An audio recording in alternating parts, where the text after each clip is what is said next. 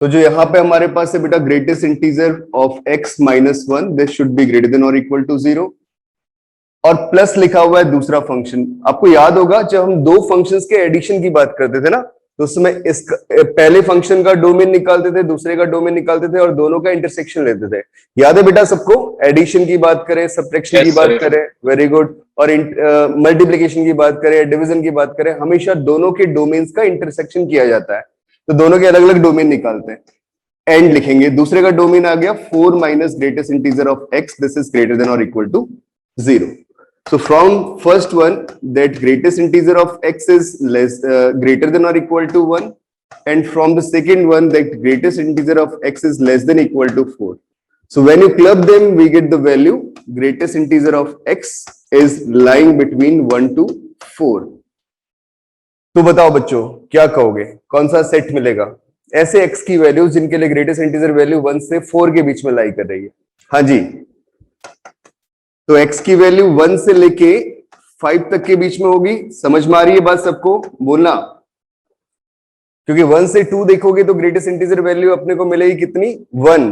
2 से 3 के लिए 2, 3 से 4 सर वो 5 क्यों है वहां पे?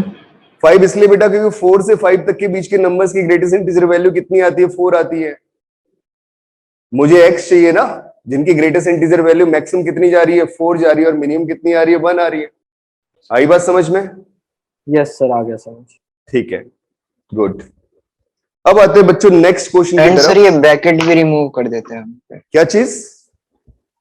सर जो 4 to 5 हमने देखा है, हम 5 तो ले लेते हैं और ये x के ऊपर जो ब्रैकेट है वो भी रिमूव कर देते हैं। यार बेटा इसका मतलब है कि ग्रेटेस्ट इंटीजर ऑफ x, तुझे पता है ग्रेटेस्ट इंटीजर फंक्शन का रेंज क्या होता है? इंटीजर्स होता है ना, तो सिर्फ इंटीजर वैल्यू ले पाएगा। तो कहां से कहां तक इंटीजर वैल्यू ले पा रहा है? 1 से 4 तक के बीच में, तो क्या क्या ले पाएगा? 1, 2, 3 और 4। और 4 कब मिलेगी, सॉरी 1 कब मिलेगी? जब x की वैल्यू 1 से 2 के बीच में हो। 2 कब मिलेगी? जब x की वैल्यू 2 से लेके 3 के बीच में हो।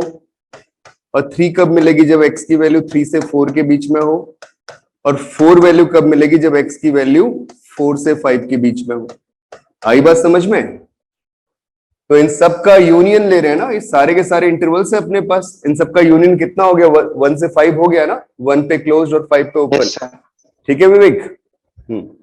ओके, चलते हैं बेटा नेक्स्ट वैरायटी ऑफ क्वेश्चन पे। अगला क्वेश्चन है find the domain and range. Inverse trigonometrical functions पढ़ा चुका हूं आपको। Second question, find the domain and range of fx is equal to sin inverse greatest integer function of x। जैसे sin inverse x, अब तो सब कुछ अपने को पता है कि sin inverse x का डोमेन सबसे पहले निकालेंगे। डोमेन कितना होता है? तो डोमेन में देखते हैं कि जो अंदर वाली वैल्यू है उसकी रेस्ट्रिक्शन है कि वो -1 से 1 के बीच में रहेगा।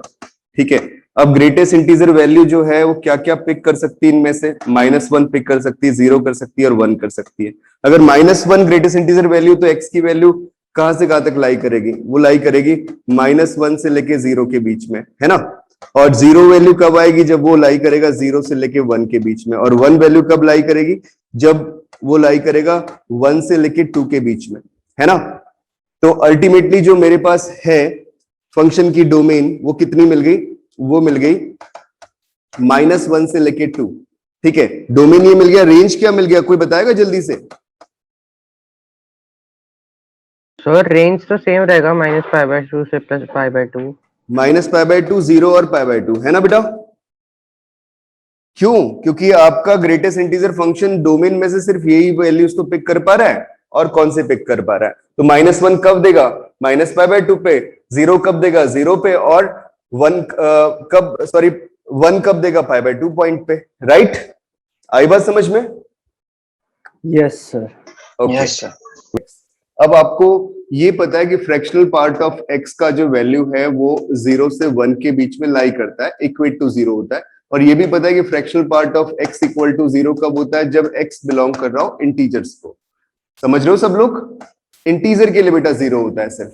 ठीक है, अब हम कुछ सोचते हैं इस टाइप के एक्सप्रेशन के लिए। क्या सोचते हैं कि लॉग के अंदर दिया हुआ है और लॉग के अंदर जो भी होता है ना वो स्ट्रिक्टली ग्रेटर देन बाय 0 होना चाहिए।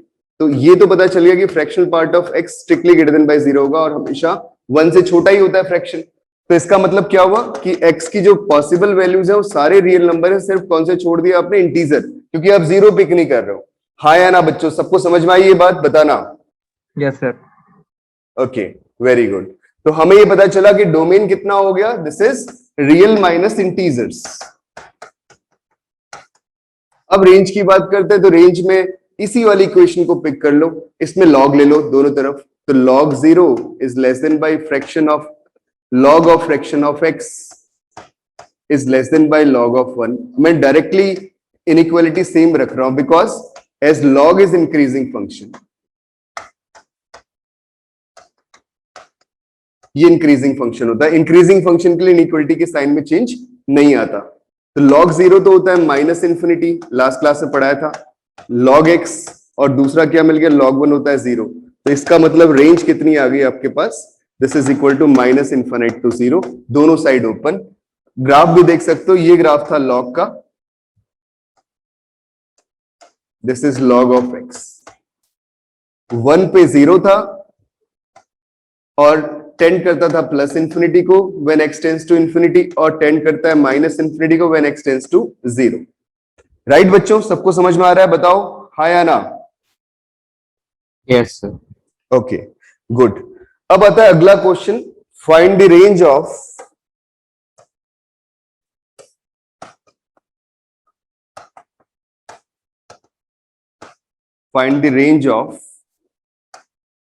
fx equal to greatest integer function of sine of fractional part of x। Yes, बताओ क्या वैल्यू आएगी रेंज की। बेटा जैसे फ्रैक्शनल पार्ट ऑफ x है ना अपने पास, इसकी वैल्यू तुम्हें पता है सबको 0 से लेके 1 के बीच में लाई करती है। रेंज ऐसे निकालना है कि पहले छोटी वैल्यू से बड़ी वैल्यू की तरफ चलना है। तो अगर अपन साइन की बात करेंगे फ्रैक्शनल पार्ट ऑफ x पे, तो ये आएगा साइन 0 से लेके साइन 1। आपने बोला सर आपने डायरेक्टली कैसे लिख दिया इनइक्वालिटी को, इसलिए लिखा बिकॉज कि जो साइन x का ग्राफ होता है बेटा वो ऐसा ग्राफ आता है,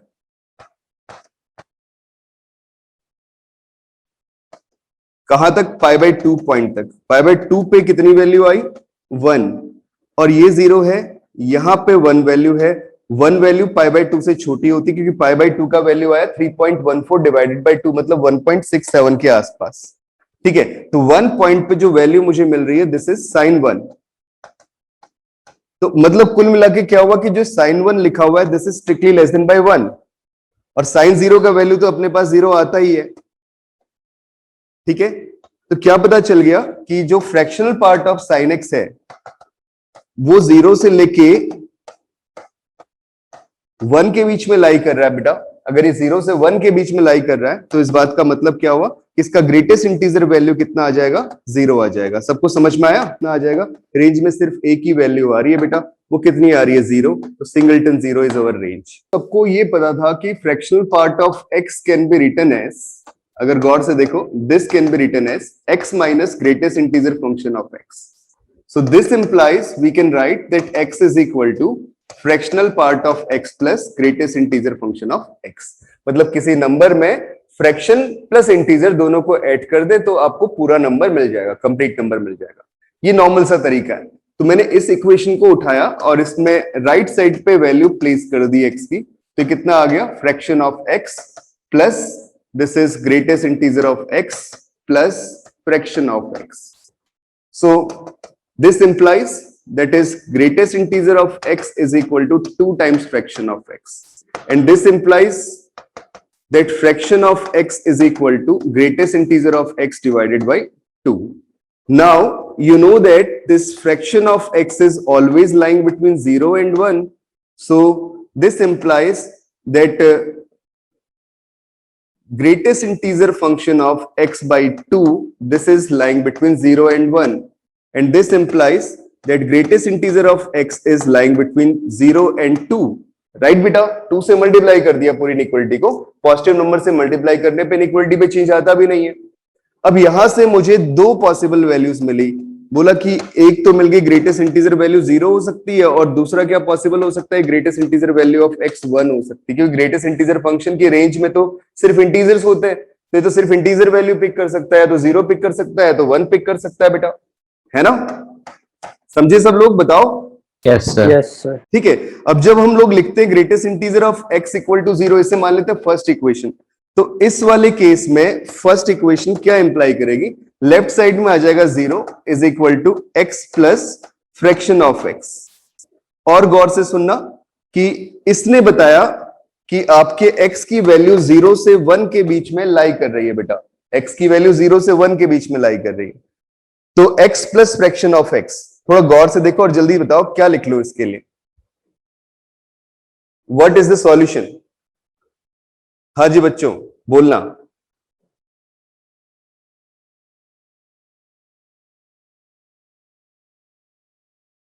बताओ यार क्या लिखा जाए, या ऐसे लिख लो, इस इक्वेशन को फर्स्ट ना मान के इसमें प्लेस कर देते हैं, यहां तक तो पहुंच ही चुके हैं, इसे मान लो फर्स्ट, इसमें प्लेस कर देते -1 हैं। से 0 तक।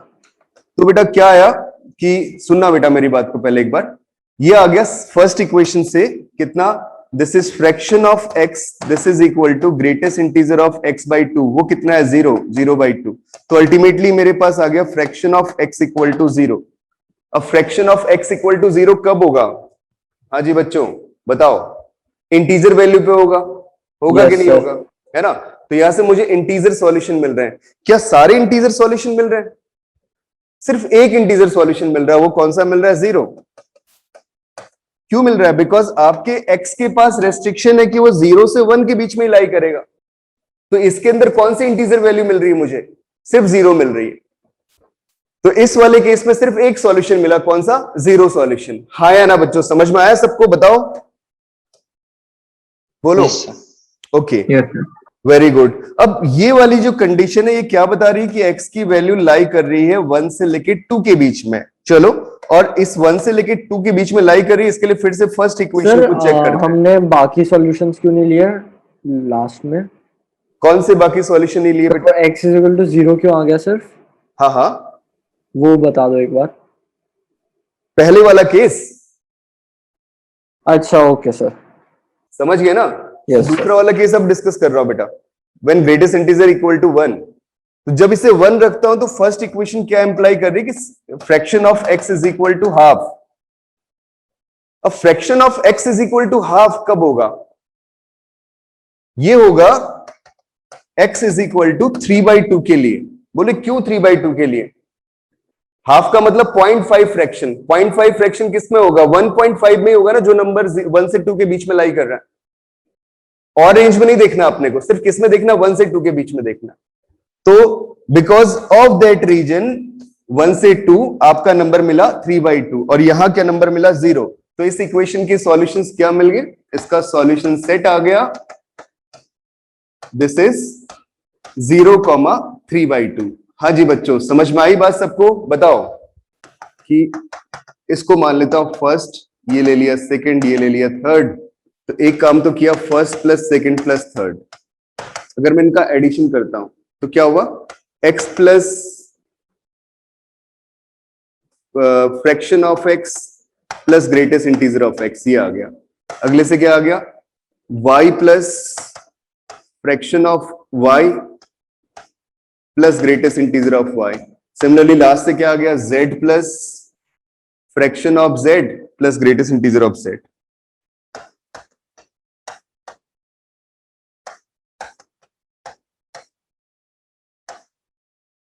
Greatest integer of z। और लास्ट में राइट में कितना आ गया? 4 और 3 12.8 और ये 8 12.8 आ गया। 12.8। ठीक है, अब जरा गौर से देखो, ये वाली वैल्यू x के इक्वल, ये वाली वैल्यू y के इक्वल, ये वाली वैल्यू z के इक्वल। तो कितना आ गया?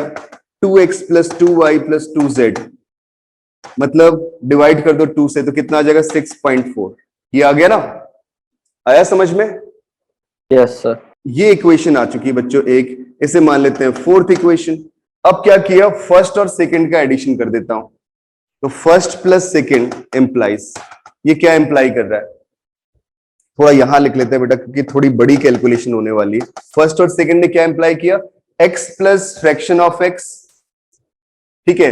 तो x plus fraction of x क्या लिखा जाएगा, छोड़ देते हैं चलो जितना भी लिखा जाता है, x plus fraction of x और greatest integer of y plus y और fraction of z plus, minus of fraction of x नहीं लिख सकते? हाँ रुक जाओ बेटा, बताता हूं मैं अभी। Minus of fraction of x कैसे लिख लेगा बेटा, तो x में उसके फ्रैक्शन को ही ऐड कर रहा है, तो बता, सोच ले एक बार। Sir minus of, sorry, greatest integer का नेगेटिव होगा। हाँ फिर से सही से सोचो बेटा, माइनस ऑफ ग्रेटेस्ट इंटीजर, इन दोनों का एडिशन करो जरा, कितना मिला 7.4 यहां पे। अब जरा लेफ्ट में देखो, x का वैल्यू जो है वो किसके इक्वल है, वो है greatest integer of x plus fraction of x के इक्वल है ना, ये है बेटा, समझ में आई बात, ठीक है, इतना ही तो x। Yes sir. Yes sir. हाँ तो यार जो लिखो थोड़ा सही से लिखो बेटा, ये क्या फॉर्मेट बना सकते हो।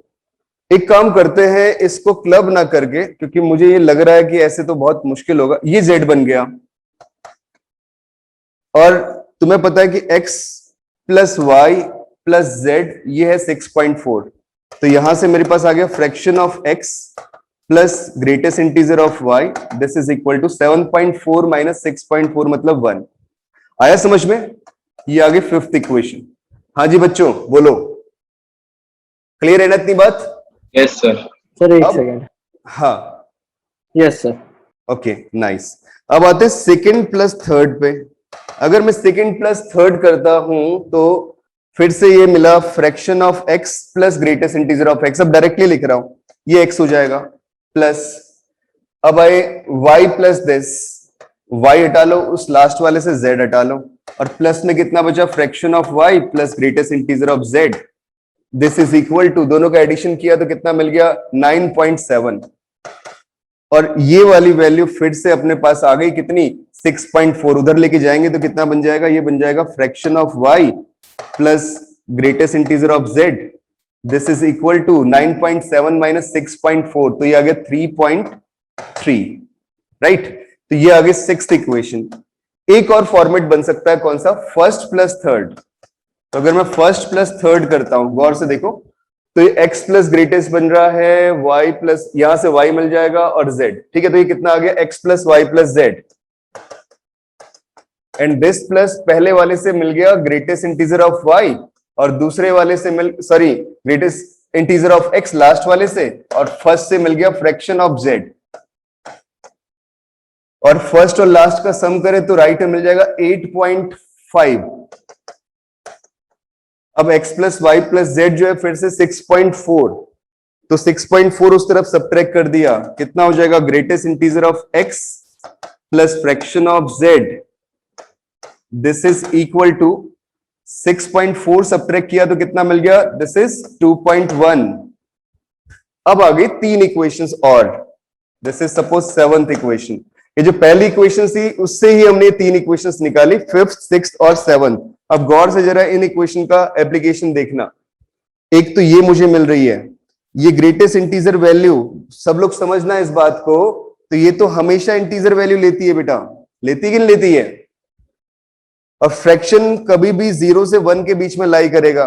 तो यहां से मुझे सीधे सीधे पता चल गया कि y का जो वैल्यू है वो 0 से लेके 1 से लेके 2 के बीच में लाई कर रहा है। बेटा मेरी बात सबको समझ में आ रही है?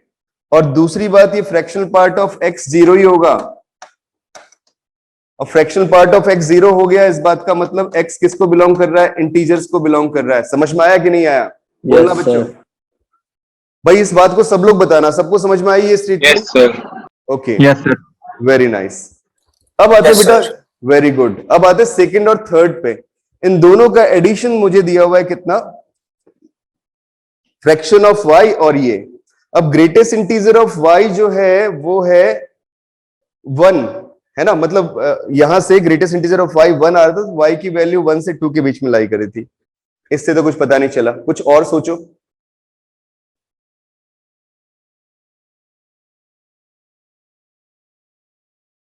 हाँ, ये पता चल गया बेटा, ये इंटीजर है और ये फ्रैक्शन है, तो इसका value greatest integer of z तो 3 हो गया, और फ्रैक्शन ऑफ y जो आ गया वो आ गया कितना, 0.3।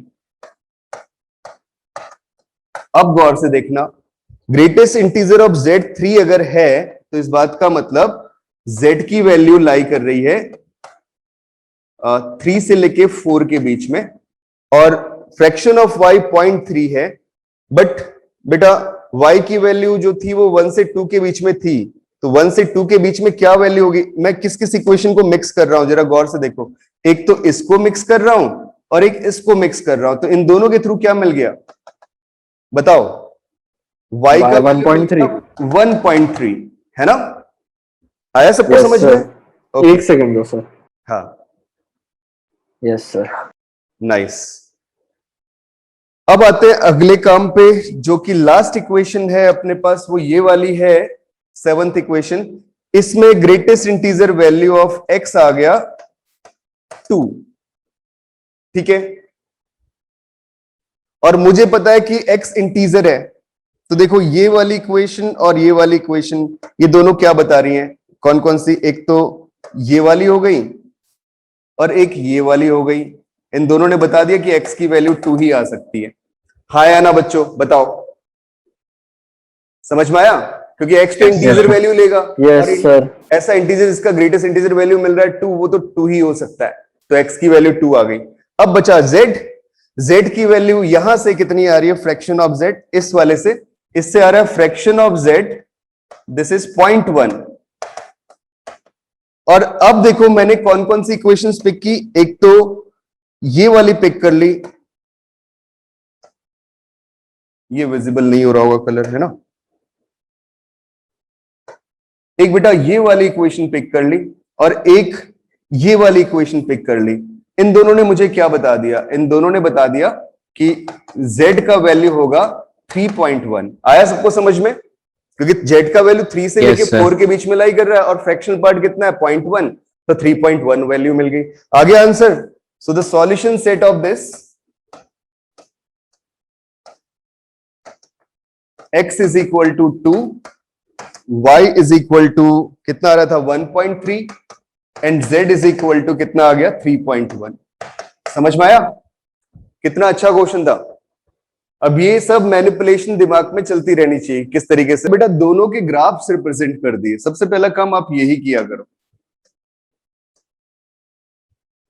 ये सबको पता है, this is the graph of x square which is parabola. अगर मैं बोलूं Yes, एक्स sir. स्क्वायर -4, तो ग्राफ आपको थोड़ा नीचे मिल जाएगा, वो शेप में मिल जाएगा। This is x square -4।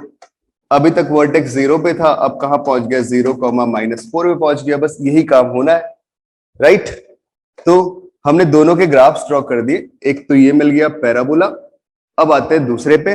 दूसरा बन रहा है आपके पास ग्रेटेस्ट इंटीजर फंक्शन। रूट्स कहां कहां पे आ रहे हैं? ये तो आ रहा है -2, ये आ रहा है +2, यहाँ पे -1 होगा, यहाँ पे 0, यहाँ पे +1 होगा। अब ग्रेटेस्ट इंटीजर का ग्राफ ड्रॉ करो, तो 0 से लेके 1 तक के बीच में ग्राफ मुझे कुछ ऐसा मिल रहा है, यहाँ पे बबल। फिर 1 से लेके 2 तक के बीच में मुझे ग्राफ कुछ ऐसा मिल रहा है, ठीक है? 2 पॉइंट पे वैल्यू अगर मैं देखता हूं ना, तो इसकी कितनी मिलती है? थोड़ा देख पा रहे हो? 2 स्क्वायर 4, 4 -4 0, यहाँ पे ग्राफ है, ठीक है? ये यहाँ पे 2 वैल्यू मिल रही है। फिर उसके बाद में आगे बढ़ा 2 से लेके 3 तक के बीच में, तो 1 मिनट ऐसे चला गया। 2 से लेके 3 तक के बीच में जाऊंगा तो बेटा फिर इधर से बबल लेके फिर ऐसे ग्राफ बन गया। This is third number. Similarly -1 से 0, फिर आ गया -2 से लेके -1। बस चल गया पता। क्या पता चल गया? कि ये जो ग्राफ है वो इंटरसेक्ट सिर्फ कहां कहां पे हो रहा है? वो हो रहा है 2 से लेके 3 के बीच में। एक बार x की वैल्यू 2 से लेके 3 के बीच में लाई कर रही है, और दूसरी पॉसिबिलिटी क्या बन रही है? और x की वैल्यू -2 से लेके -1 के बीच में लाई कर रही है। तभी दोनों ग्राफ्स एक दूसरे को इंटरसेक्ट कर रहे हैं, अदरवाइज नहीं कर रहे। समझ में आई बात बेटा सबको? बताओ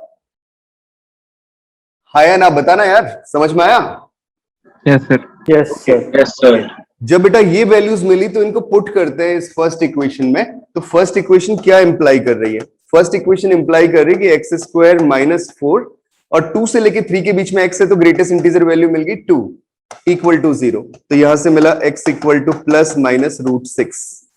ठीक है, बट हम ऑब्वियसली कौन सा लेंगे, √6 लेंगे, क्योंकि माइनस तो आ ही नहीं सकता क्योंकि रीजन x की वैल्यू 2 से 3 के बीच में। तो बिकॉज ऑफ दैट रीजन आप क्या बोलोगे, x इक्वल टू √6 मिल गया, एक सॉल्यूशन। ठीक है, दूसरा सॉल्यूशन इस इक्वेशन के थ्रू, तो जब इसे पुट करोगे तो यहां से मिलेगा x square minus 4 and this minus 2, this is equal to 0. This implies x square equal to 2 और यू में से x is equal to plus minus √2। फिर से नेगेटिव रीजन है बेटा, पॉजिटिव तो आ नहीं सकता, तो इस बात का मतलब कौन सी वैल्यू आएगी, x की वैल्यू आएगी माइनस √2। तो हमारे पास दो सॉल्यूशन इस इक्वेशन के मिले, एक तो मिला √6 और दूसरा मिल गया माइनस √2। आया सबको समझ में कैसे सॉल्व कर रहे हैं? आपको ये दोनों बातें याद होंगी जो लास्ट क्लास में पढ़ाई थी। What is fraction of x plus fraction of minus x? कोई बताएगा बेटा? What is its value? बोलो। 1 तो 0 और 1 हाँ, 1 कब और 0 कब बेटा? तो नॉन इंटीजर पे 1। हाँ, जब आपका x is not belongs to integers तो उस केस में आता है 1, और when x is belongs to integer उस केस में आता है 0। Yes, और दूसरा था आपके पास greatest integer of x plus greatest integer of minus x, ये कितना आता था? सर ये 0 और -1 0 और 1। हाँ, 0 और -1। -1 कब आता था बेटा? जब वो इंटीजर नहीं होता था, जब वो नॉन इंटीजर था, है ना? Yes sir. पक्का? Yes, देख लो sir. यार। जब वो- अरे मैंने कुछ लिखवाया था तुम्हें यार। हाँ, -1 जब आपका x नॉन इंटीजर था, और हाँ, ठीक नॉन है, इंटीजर पे आता है। when this is non integer और when x is integer that value is equal to 0। वो चेक भी कर सकते हो यार, x का 1 रख लो तो मिल जाएगा सब कुछ, वहां से 2 रख लो, कुछ भी रख लो। इनको यूज किया जा सकता है बच्चों इसके ऊपर, और इनको यूज करके इसको कुछ सॉल्व करते हैं। देखो कैसे, अब जैसे मैंने सॉल्यूशन लिखा है इसका कि f ऑफ -x अगर मैं करता हूं तो ये मिल जाएगा ग्रेटेस्ट इंटीजर ऑफ -x, और ये आ जाएगा 0 is less than equal to fraction of -x is less than by 0.5, और greatest integer of -x plus 1 0.5 is less than by fraction of -x is less than by 1। इसको भी मैंने एक काम किया, क्या किया, ऐसे लिख लिया कि ग्रेटेस्ट इंटीजर ऑफ -x दो केसेस पे ब्रेक कर दिया, बोला जो fraction of -x equal to 0, और दूसरा क्या लिखा कि fraction of -x this is 0 to strictly greater than by 0 to 0.5, right. और ये कितना आ जाएगा बेटा, -x का ग्रेटेस्ट इंटीजर प्लस 1, और नेक्स्ट से मिल चुका है, सॉरी यहां पे तो same he, greatest integer of -x, last वाले में मिल गया कितना, ग्रेटेस्ट ऑफ -x प्लस 1, और ये आया 0.5 is less than by fraction of -x plus 1। ये चीज निकल के आ रही है। अब मैं जो भी देख रहा हूं ना, fx की फॉर्म में लेके आना है, तो वहां पे तो फ्रैक्शन ऑफ x दिया हुआ है या ग्रेटेस्ट इंटीजर ऑफ x दिया हुआ है, तो जितने जो -x टाइप की टर्म्स है ना, उन सबको हटाओ। हटाते हुए एक बात ध्यान रखनी है, क्या कि जब अपन ना इस वाले केस की बात करेंगे तो ये तो तभी हो सकता है जब -x कैसा हो, इज इंटीजर, है ना। अगर -x इंटीजर है तो ऑब्वियसली +x भी कैसा होगा, इंटीजर होगा। और जब x इंटीजर को बिलोंग करता है, उस केस में फ्रैक्शन किस प्रॉपर्टी को सेटिस्फाई करता है कि इन दोनों का सम कितना आएगा, 0 आएगा। बच्चों बात समझ में आ रही है? अरे भाई बोलो हाँ या ना, इतनी बात समझ में आई सबको? Yes sir. सर एक बार और यस सर। ओके, हाँ कोई पूछना चाह रहा है कुछ, बोलो। सर एक बार और बता दो। देखो बेटा, मैंने क्या कहा कि fraction of -x equal to 0, किसी भी नंबर का फ्रैक्शनल पार्ट 0 होता है तो नंबर कैसा होता है, इंटीजर होता है। तो -x इंटीजर है, -x इंटीजर है तो ऑब्वियसली x भी इंटीजर है, और अगर x इंटीजर है तो x इंटीजर के लिए फ्रैक्शनल पार्ट किस कंडीशन को सेटिस्फाई करता है कि इन दोनों का सम होता है 0। तो इसका मतलब यहां से मुझे मिल गया fraction of x equal to 0, बात एक ही है, और यहां से मुझे मिल गया minus of greatest integer value of x। हाँ या ना बच्चों, समझ में आया? बोलो यस सब सर। लोग। ओके, अब जो दूसरा रिलेशन है, जैसे बोला फ्रैक्शन जो है वो 0 से लेके 0.5 के बीच में लाई कर रहा है। अगर फ्रैक्शन 0 से 0.5 के बीच में लाई कर रहा है माइनस एक्स का, तो आप क्या कह सकते हो? इंटीजर तो एक्स हुआ नहीं। इंटीजर इसलिए नहीं हुआ क्योंकि फ्रैक्शन 0 से 0.5 के बीच में लाई कर रहा है। इंटीजर के लिए फ्रैक्शन 0 होता है, तो इसका मतलब x का नॉन इंटीग्रल वैल्यू है। नॉन इंटीग्रल वैल्यू, मेरी बात को सब लोग सुनते चलना, अगर नॉन इंटीग्रल वैल्यू है तो मैं इसको कैसे लिख सकता हूं? इस वाले एक्सप्रेशन को मैं लिख सकता हूं, this is 1 minus fraction of x। और अगर x नॉन इंटीजर है, क्योंकि यहां पे x कैसा था, नॉट बिलोंग्स टू इंटीजर, और अगर x नॉन इंटीजर है तो यहां पे भी लेफ्ट साइड में इसको कैसे लिख सकते हैं? इसको लिख सकते हैं -1 minus greatest integer function of x। अब फिर से आ जाओ अगले वाले केस पे। इसमें भी क्या हो रहा है कि फ्रैक्शन ऑफ माइनस एक्स जो आ रहा है बेटा, वो 0.5 से 1 के बीच में लाई कर रहा है। इसका मतलब फिर से x कैसा है, नॉन इंटीजर है। तो ये नॉन इंटीजर है, तो इसकी वैल्यू फिर से कैसी मिल गई? 1 माइनस फ्रैक्शन ऑफ x, क्योंकि जहां पे x कैसा बिलोंग कर रहा है, this is not belongs to integers, इसलिए मैंने ये लिखा। और इसका वैल्यू कितना मुझे मिल जाएगा? इसका वैल्यू मुझे मिल जाएगा कितना? This is minus of greatest integer function of x। अब गौर से समझ लो और रखते चलो वैल्यूज को, क्या क्या मिलता है। तो ये देखो, यहां से मिल गया -1 minus greatest integer of x, ये आएगा 0 is less then by 1 minus fraction of x, this is less then by 0.5, और यहां से कितना आ गया? Minus of greatest integer of x, और लास्ट से क्या मिल गया? This is 0.5 is less than by 1 minus fraction of x is less than by 1। ये वैल्यू आ गई। अच्छा, इन दोनों इक्वेशन को अलग से फिर से सॉल्व कर लो कि इसका मतलब क्या आ रहा है इस वाले इक्वेशन का। अगर मैं इसे सॉल्व करता हूं, मैंने पूरे पे 1 से सब्ट्रैक्ट कर दिया, तो यहां आ जाएगा -1 is less than by minus of fraction of x is less than by -0.5, ठीक है। और फिर नेगेटिव से मल्टीप्लाई कर दिया तो कितना आ गया? 0.5 is less than by fraction of x is less than by 1। Inequality change हो जाएगी, है ना। और जो दूसरा वाला बेटा, ये इसमें भी वही काम करते हैं, पहले -1 कर दिया दोनों तरफ, तो ये हो जाएगा -0.5 is less than by minus fraction of x is less than by 0। और इस बात का मतलब क्या हुआ? Fraction of x is lying between 0 to 0.5। अब इन दोनों इनइक्वालिटीज को प्रॉपर वे में लिख लेते हैं। अब जरा गौर से देखो, यहां पे है fraction of x equal to 0। मैं जिसको येलो कलर से लिख रहा हूं, तुम समझना उसे। ये वाली इनइक्वालिटी और ये वाली इनइक्वालिटी दोनों में क्लब कर सकता हूं, तो इन दोनों को मैंने क्लब कर दिया, क्योंकि दोनों के लिए वैल्यू सेम आ रही है। तो कितना आया दोनों के लिए? Minus of greatest integer of x, और ये लिख लिया क्लब करके, fraction of x is greater than और equal to 0 and less than by 0.5। और नीचे अगले रिलेशन में क्या आ गया कि that fraction of x is greater than or equal to 0, sorry, strictly greater than by 0.5 and strictly less than by 1, और यहां से आ जाएगा माइनस का 1 plus greatest integer function of x। हाँ जी बच्चों, समझ में आया? हाँ या ना बताना।